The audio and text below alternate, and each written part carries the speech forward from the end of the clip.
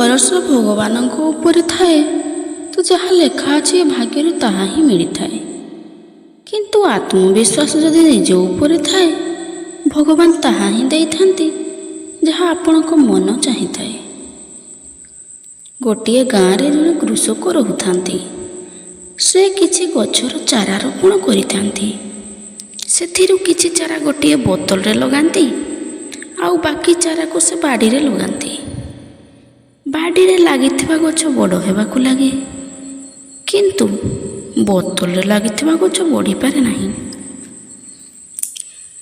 ଦର୍ଶକ ବନ୍ଧୁ, ଆମ ଚିନ୍ତାଧାରା ମଧ୍ୟ ସେମିତି। ବୋତଲରେ ଲାଗିଥିବା ଚାରା ଗଛ ଭଳି ସେମିତି ରହିଯାଏ। ବାହାରେ ଲାଗିଥିବା ଗଛ ଭଳି ଆମ ଚିନ୍ତାଧାରାକୁ ବଡ଼ କରିନଥାଉ ଆମେ। ୱିଲିୟମ ସେକ୍ସପିୟର କହିଛନ୍ତି, ଜୀବନ ଏକ ଚିନ୍ତାଧାରା ସଦୃଶ, ଏହା ଛଡ଼ା ଅନ୍ୟ କିଛି ବି ନାହିଁ। ହେନେରୀ ଫୋର୍ଡ ମଧ୍ୟ କହନ୍ତି, ଯଦି ଆପଣଙ୍କ ନିଜ ଉପରେ ଦୃଢ଼ ବିଶ୍ୱାସ ଅଛି ତାହେଲେ କୌଣସି ବି କାମରେ ଆପଣ ସକ୍ସେସ୍ ହେବେ। କିନ୍ତୁ ଆପଣଙ୍କ ନିଜ ଅସଫଳତା ଉପରେ ବିଶ୍ୱାସ ଅଛି ତାହେଲେ ବି ଆପଣ ଠିକ୍। ସତରେ ଦେଖିବାକୁ ଗଲେ ସବୁରି ମୂଳରେ ବିଶ୍ୱାସ ହିଁ ସର୍ବୋପରି। ଆମକୁ ଆମ ଚିନ୍ତାଧାରାର ପରିସୀମାକୁ ବୃଦ୍ଧି କରିବାକୁ ହିଁ ପଡ଼ିବ। ଅବାସ୍ତବ ଚିନ୍ତାଧାରାଠୁ ଆଗକୁ ଯିବା ପାଇଁ ହିଁ ପଡ଼ିବ। ନିଜ ଉପରେ ଥରେ ଭରସା କରିକି ତ ଦେଖନ୍ତୁ। ଯଦି ଆମ ନିଜ ଉପରେ ହିଁ ଭରସା ନାହିଁ, ଯେଉଁ ଲକ୍ଷ୍ୟ ନିର୍ଦ୍ଧାରଣ ଆମେ କରିଛୁ ତା ଉପରେ ହିଁ ଆମର ଭରସା ନାହିଁ, ତାହେଲେ ଆମେ ସଫଳତା ପାଇବା କେମିତି? ନିଜ ଉପରେ ଯଦି ଭରସା ନାହିଁ ତାହେଲେ କେହି ବି ଆମକୁ ଲକ୍ଷ୍ୟ ପଥକୁ ପହଞ୍ଚିବା ପାଇଁ ସାହାଯ୍ୟ କରିପାରିବେ ନାହିଁ। ନିଜ ଉପରେ ଆତ୍ମଭରସା ଯୋଗୁଁ ହିଁ ବଡ଼ ବଡ଼ କାମ ମଧ୍ୟ ଛୋଟ ହୋଇଯାଇଥାଏ। ଯେତେବେଳେ କଲମ୍ବସ୍ ନିଜ ସହଯୋଗୀଙ୍କ ସାଙ୍ଗରେ ନୂଆ ଦୁନିଆର ଆବିଷ୍କାର କରିବା ପାଇଁ ବାହାରି ପଡ଼ିଥିଲେ, ସେ ଏମିତି ଆତ୍ମବିଶ୍ୱାସର ସହ ବାହାରିଥିଲେ ଯେ ସେ ନିଜ କାର୍ଯ୍ୟକୁ ପୂରା କରିକି ହିଁ ଫେରିବେ। ତାଙ୍କୁ ପୂରା ବିଶ୍ୱାସ ଥିଲା କି ଯେଉଁ କାମ ପାଇଁ ସେ ଯାଉଛନ୍ତି ତାହା ଅବଶ୍ୟ ତାଙ୍କ ଦ୍ୱାରା ପୂରା ହେବ। ଯାତ୍ରା ଆରମ୍ଭ ହୁଏ। ରାସ୍ତାରେ ଯେତେବେଳେ ବାଧା ସୃଷ୍ଟି ହୁଏ ତ ତାଙ୍କ ସହଯୋଗୀମାନେ ଡରିଯାଆନ୍ତି ଏବଂ କଲମ୍ବସ୍କୁ ଫେରିଯିବା ପାଇଁ କୁହନ୍ତି। ସେମାନେ କୁହନ୍ତି, ଆପଣଙ୍କ ଜୀବନ ତ ଯିବ ହିଁ ଯିବ, ଆମ ଜୀବନ ମଧ୍ୟ ଚାଲିଯିବ। କିନ୍ତୁ କଲମ୍ବସ୍ଙ୍କ ମନରେ ଏତେ ଆତ୍ମବିଶ୍ୱାସ ଥିଲା ଯେ ସେ କାହା କଥା ଶୁଣିନଥିଲେ। ତାଙ୍କୁ ତାଙ୍କର ଲକ୍ଷ୍ୟ ପଥ ଛଡ଼ା ଆଉ କିଛି ଦିଶୁନଥାଏ। କଲମ୍ବସ୍ଙ୍କର ଗୋଟିଏ ଜିଦ୍, ସେ ନୂଆ ଦୁନିଆର ଆବିଷ୍କାର କରିକି ହିଁ ମାନିବେ। ତାଙ୍କ ସହଯୋଗୀମାନେ ତାଙ୍କ କଥା ଶୁଣି ଚିନ୍ତାରେ ପଡ଼ିଯାଆନ୍ତି। ତାଙ୍କୁ କହନ୍ତି, ଆପଣ ଏକା ଯାଆନ୍ତୁ ଆଉ ମରନ୍ତୁ, ଆମେ ଆପଣଙ୍କ ସହିତ ଯାଇପାରିବୁ ନାହିଁ। କିନ୍ତୁ କଲମ୍ବସ୍ ତାଙ୍କ ଦୃଢ଼ ବିଶ୍ୱାସରେ ଅଟଳ ଥିଲେ। ସେ ଅନୁମାନ କରିସାରିଥିଲେ ଯେ ତାଙ୍କୁ ଜୀବନରୁ ମାରିଦେବା ପାଇଁ ଷଡ଼ଯନ୍ତ୍ର କରାଯାଉଛି।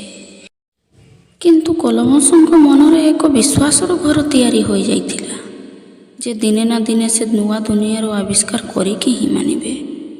ଆଉ କିଛି ବାଟ ଯାତ୍ରା କଲା ପରେ ଏମିତି ହିଁ କିଛି ଘଟିଥିଲା। ଜଳ ପଥରେ କିଛି ଦୂରରେ ହଠାତ୍ ଗୋଟିଏ ଆଲୁଅ ଦେଖାଗଲା। ସେ ପାଟି କଲେ, କହିଲେ, ଆମେ ଆମ ଲକ୍ଷ୍ୟ ପଥରେ ପହଞ୍ଚି ଯାଇଛେ। ଆମ ଲକ୍ଷ୍ୟ ପଥରେ ପହଞ୍ଚିବାରେ ଆମେ ସଫଳ ହୋଇଯାଇଛେ। ଏବେ କଲମ୍ବସ୍ଙ୍କ ସାଥୀମାନେ ବି ତାଙ୍କୁ ପ୍ରଶଂସା କରିବାକୁ ଲାଗିଲେ।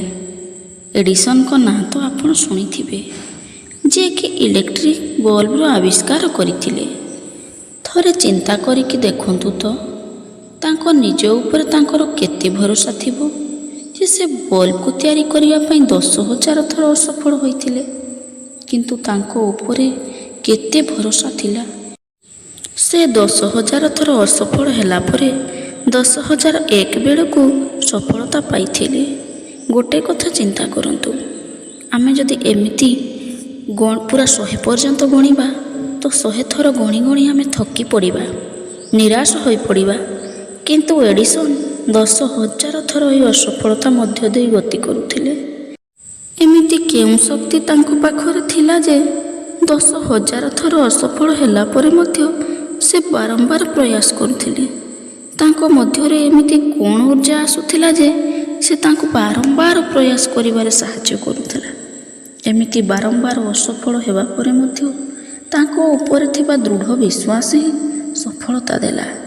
ସେ ପ୍ରତ୍ୟେକ ଅସଫଳତା ପରେ ଦେଖିପାରୁଥିଲେ ଯେ ଆଗକୁ ଏକ ବଲ୍ବ ଦୁନିଆକୁ ଆଲୋକମୟ କରିବାକୁ ହେବ। ଆଉ ସେଇ ଦୃଢ଼ ସଂକଳ୍ପ ଏବଂ ବିଶ୍ୱାସ ସାହାଯ୍ୟରେ ସେ ବଲ୍ବ ତିଆରି କରି ଦୁନିଆକୁ ଆଲୋକିତ କରିପାରିଥିଲେ। ଆପଣ ଥରେ ଚିନ୍ତା କରିକି ଦେଖନ୍ତୁ ଯଦି ସେ ନିରାଶର ବଶବର୍ତ୍ତୀ ହୋଇ ହାର ମାନି ଯାଇଥାନ୍ତେ ତ କ'ଣ ହୋଇଥାନ୍ତା?